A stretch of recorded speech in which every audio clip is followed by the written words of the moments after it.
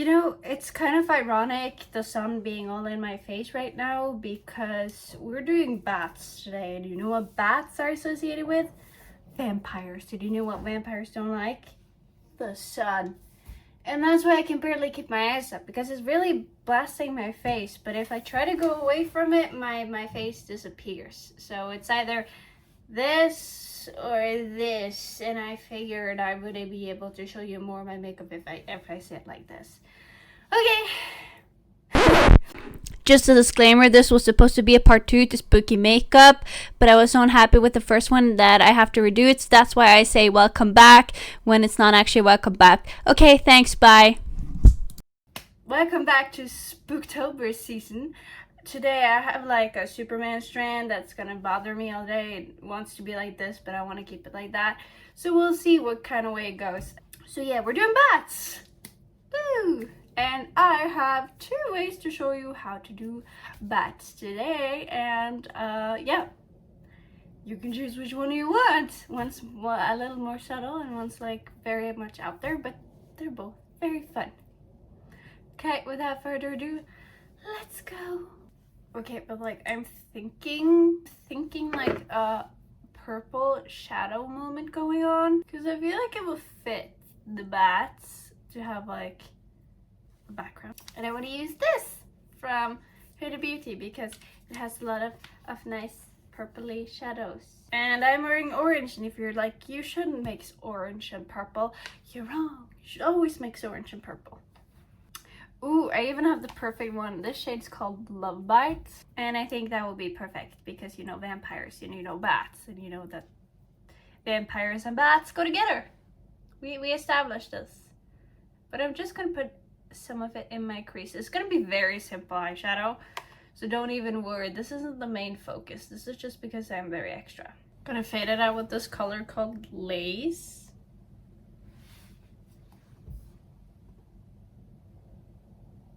I'm also going to use that on the lid. So the good thing about bats is they're black, and you probably already have a black liner. The start of that sentence didn't sound very good, but you get what I mean. This is something you probably already have, which makes it simple and effective. So the first thing I'm going to show you is the tiny bats, and then we're going to move on to the big bat. So the tiny bats are simple. They're like, you go like this, you make like a McDonald's M or like a seagull or whatever you want to call it, and it's kind of perfect. It's kind of giving like lacy bats, and you could probably keep it like this, but if you want to make that a little extra, you're gonna make 2 lines in between like this.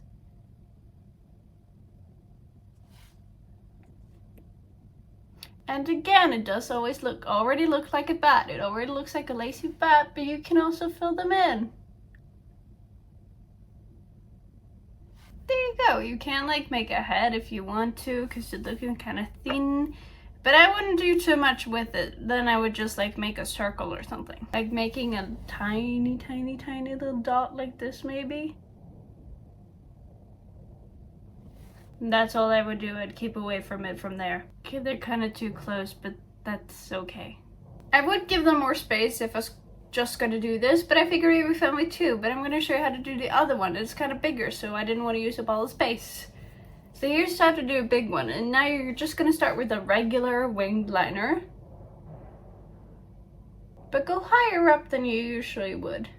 And then you make sort of like lines out like you would with the small one. And you connect them.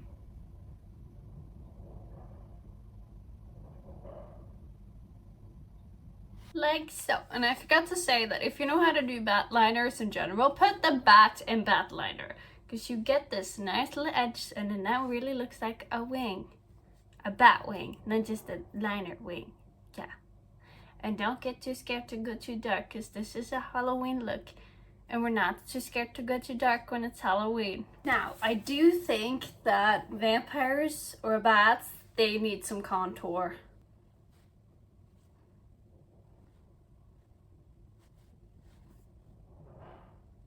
Oh, by the way, I did finish my other eye. And I made a little bat in another angle, and I don't know how I feel about it, but if you were wondering if you should do this, then here's the result, so you can choose yourself if you want to do it or not. You're welcome. Sometimes I think this channel should be like how to not do your makeup. I don't know if that's too self-deprecating.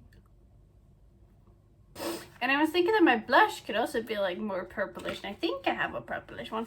I do! Yay! Last time I was like, I think I got like an orange one, and then I didn't. But now I got a purple one.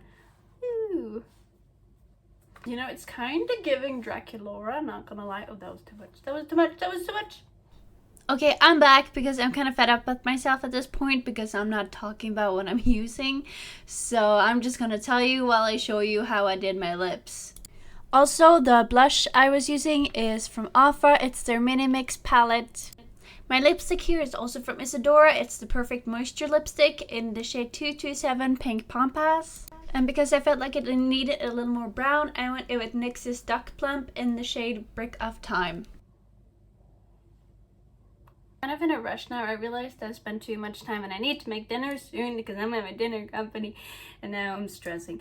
But I think we should finish it off with the darkest purple, because why not spice it up a bit.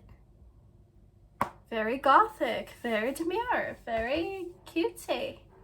And there we go. Here's my little bat liner look. I hope you liked it. It's very cutesy. Who says we can't be cute during spooky season? If you like this and you want to see more of my Halloween activities, you should like do that thing where you subscribe, and there will be more fun things in the other seasons coming up. But is it like too early to talk about Christmas? I don't know. It's gonna be fun stuff then too. But while you're down at the subscribing, you can like it, so I know that people actually like my videos, because I don't know, sometimes it doesn't seem like that. But yeah, I hope to enjoy it and I hope to see you again. Okay.